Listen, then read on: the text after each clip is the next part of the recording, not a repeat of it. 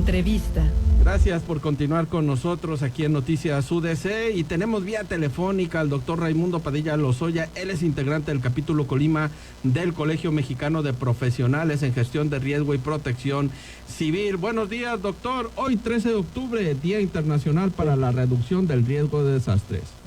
Estimadísimo Pepe, qué gusto saludarte y poder saludar también a tus radioescuchas en este día tan especial para todo el mundo. Gracias. No solamente para México y para Colima, porque es Día Internacional para la Reducción de los Desastres, como bien lo apuntas. Ajá. Gracias por estar acá con nosotros, por tomarnos esta llamada. Y justo este día está establecido por la ONU para concientizar sobre cómo prevenir y mitigar los daños de los desastres, ¿verdad? Platícanos más al respecto sobre esta conmemoración. Con mucho gusto. Fíjense que desde el año de 1990 la Asamblea de Naciones Unidas estableció este día para reflexionar, conmemorar y concientizar la pertinencia de reducir los riesgos y evitar los desastres. Eso es importante porque se realizó en el marco de lo que se denominó como Decenio Internacional para la Reducción de Desastres Naturales, el DIRT. Y desde la ONU se financiaron distintos proyectos con este enfoque, a partir de las experiencias desastrosas y mediatizadas en todo el mundo que fueron, recordarán, los desastres de 1985 en la Ciudad de México, Colombia y Armero, por ejemplo, también, que fueron impresionantes, las explosiones en San Juan de Ixtepec, entonces el Mitch, por ejemplo, el huracán y otros fenómenos importantísimos, sí, que conmocionaron al mundo de las instituciones encargadas en temas de desastres. Y a partir de entonces es que se establece como una prioridad importante para la ONU atender las situaciones desastrosas y estudiar cuáles eran las causas de estos desastres. Desde entonces se empieza a hacer investigación. ¿Y qué resulta? Pues que los fenómenos naturales no son los únicos causantes de los desastres, sino que en realidad las sociedades somos las que creamos riesgos, mal manejados detonan en desastres. Y así empieza este cambio reflexivo muy importante para darnos cuenta de qué estamos haciendo como sociedades. ¿Estamos generando sociedades sustentables, sostenibles, o estamos atentando contra el entorno natural? Y si estamos atentando contra el entorno o nos estamos exponiendo a fenómenos naturales peligrosos, pues eso ayuda a explicar por qué estamos siendo impactados.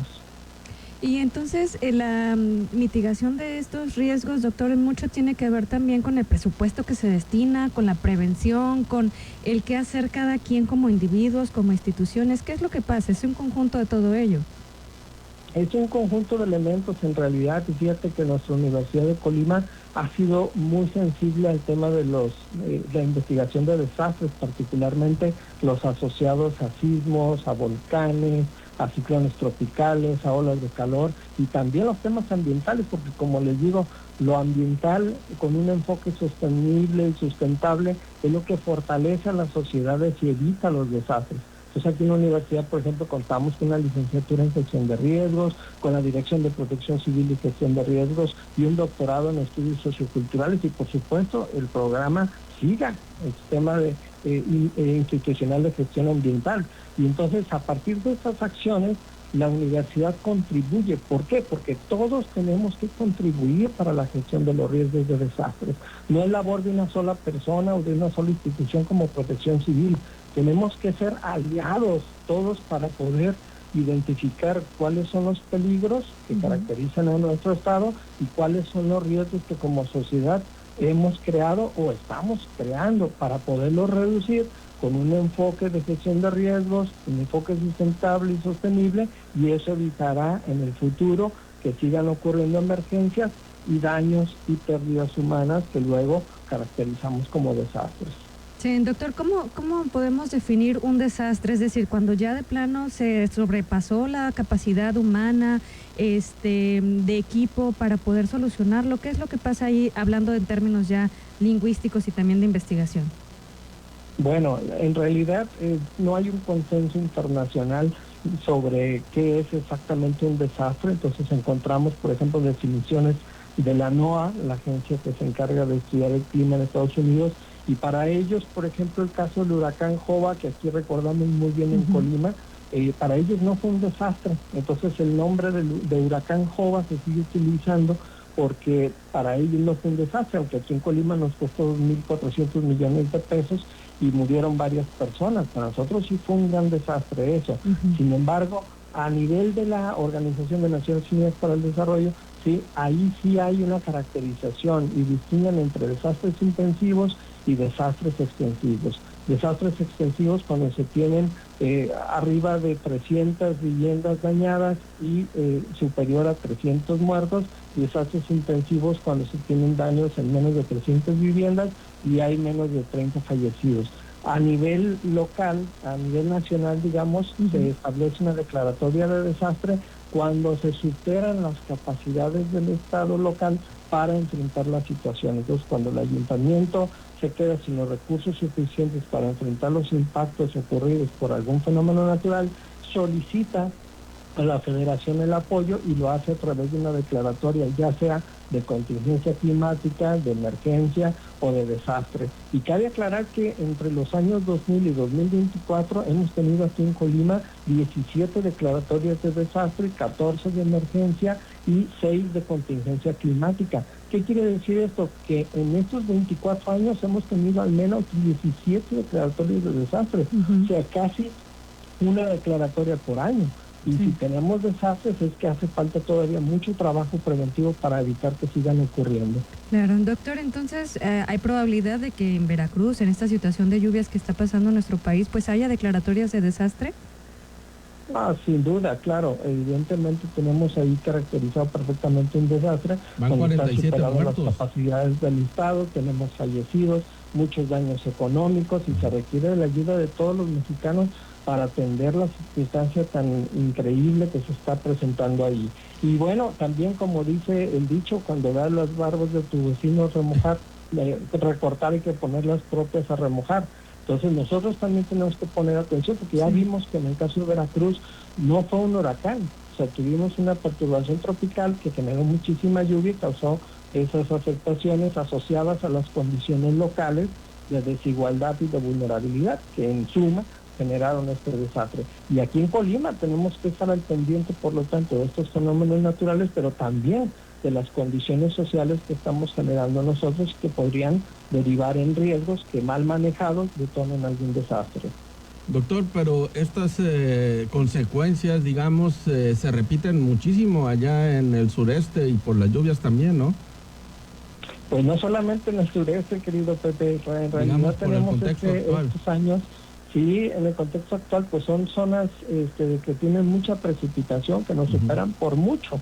Ellos andan arriba de los 1.200 milímetros anuales, nosotros apenas entre 400 y 500 milímetros anuales, entonces tienen ellos 3-4 veces más lluvia que nosotros en Colima, pero además hay que tomar en cuenta las condiciones de saturación del suelo, que ahorita ya llovió mucho, es difícil que se filtre el agua, entonces con cualquier lluvia se acumula, como lo vimos ahora en estos ríos que incrementaron su cauce porque ya hay un acumulado ahí en el suelo que no permite la absorción.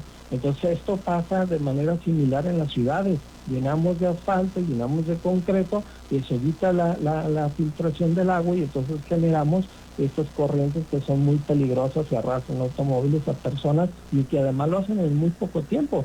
Tan poco tiempo que supera la capacidad de las autoridades para avisar con anticipación. Entonces tenemos también amenazas naturales que están evolucionando muy rápido, ¿sí? Asociadas a efectos de cambio climático y muchas otras circunstancias más amplias de explicar, pero en suma le están superando a las autoridades la capacidad de avisar con anticipación y también las capacidades de los medios informativos, hay que decirlo, porque en esto los medios periodísticos como ustedes tenemos una enorme responsabilidad de comunicar a la población con anticipación cuáles son las condiciones para que se preparen y evitar daños. Claro. ¿Eso fue lo que pasó, doctor, ahorita allí en Veracruz, Puebla, Hidalgo? Sí, justamente esta circunstancia fue la que se presentó y ya se tenía identificado el fenómeno, pero como ocurre en muchas ocasiones, pues no se genera una comunicación tan amplia para toda la población, solamente unos cuantos sectores, no se cuenta con mensajes a través de celular para advertirlos, no se hace un perifoneo colectivo, no se utilizan otros sistemas electrónicos y de comunicación para advertir a toda la población, y además la población con este tema de la inmunidad subjetiva siempre considera que no les va a ocurrir lo que les están avisando. Protección Civil cumplió con estar avisando también en algunas colonias y de cómo podían, pero la población también dudó mucho y cuando ya quisieron reaccionar el agua avanzó muy rápido. Tú sabes cómo se desborda en los ríos, que llega la corriente con muchísima velocidad y en cosa de 30, 40 minutos ya estás con el agua hasta el pecho y hasta el cuello. Entonces siempre hay que tomar en cuenta las recomendaciones de las unidades municipales de protección civil y sobre todo a los científicos. Por eso es importante seguir invirtiendo en la investigación científica, porque es la que nos advierte con sistemas, con aparatos, con sistemas de monitoreo, que es lo que está sucediendo con los distintos peligros que caracterizan a nuestro entorno. Pues sí, van 47 muertos según los datos oficiales. Se estableció ya un puente aéreo por parte de las autoridades para atender a los municipios damnificados, que se cuentan por decenas, doctor. Sí, pero fíjate que son 47 fallecidos, pero hasta ahorita son cientos de desaparecidos. Sí, y lo que hemos aprendido en la investigación de desastres es que muchos de esos desaparecidos lamentablemente no volverán a ser encontrados y se vienen a sumar a esa lista de los muertos no reconocidos institucionalmente, porque solamente se reconoce a los que fueron identificados. Pues todos los demás que quedan con característica o con categorización de desaparecidos, lamentablemente podrían haber perdido la vida. Oye, doctor, sí que lamentable situación, pero ahora que hablabas de del suelo y también pues este análisis de mapas de riesgo que hay a nivel nacional, es decir, ¿qué pasa? ¿Quién les da permiso a todas esas personas de construir, verdad, en situaciones vulnerables para ellos, para ellas? Pues fíjate que es una de esas situaciones que se viene presentando no solamente en Veracruz, sino en todo el país. O sea, a nivel Colima, a nivel estados de todo el país, vemos asentamientos irregulares en donde poco a poco la población se va reuniendo por algún tipo de beneficio que tengan, ya sea el acceso, por ejemplo, a algunas empresas. Es el caso de Veracruz, ¿sí? Ahí hay que recordar que está Pemex, están distintas empresas automovilísticas que facilitan el trabajo. Entonces las personas se asientan en lugares que son inadecuados para desarrollar su vivienda, porque está un peligro que no se presenta con tanta frecuencia y con tanta magnitud todo el tiempo, pero que es recurrente.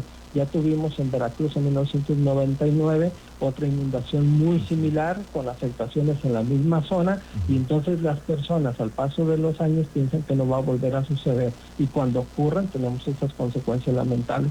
Pero es una característica que tenemos en todo el país y que las autoridades son las únicas responsables de hacer estudios para identificar cuáles son las condiciones riesgosas y generar programas que permitan reubicar esa población, o en su caso realizar obras de mitigación de impactos ante las amenazas. Muy bien, pues muchas gracias, doctor Raimundo Padilla Lozoya, integrante del capítulo Colima del Colegio Mexicano de Profesionales en Gestión de Riesgo y Protección Civil, a propósito de este 13 de octubre, Día Internacional para la Reducción del Riesgo de Desastres. Y gracias en nombre de la sociedad y de nosotros de Radio Universidad de Colima, a ti y a todas las personas que se dedican a la investigación justo para salvar nuestras vidas, prevenir accidentes, situaciones que nos puedan poner en riesgo. De verdad, muchas gracias. Gracias a ustedes, estamos para servirles. Un abrazo, hasta luego. Noticias UDC. Al regreso del corte. Con hechos, no palabras, el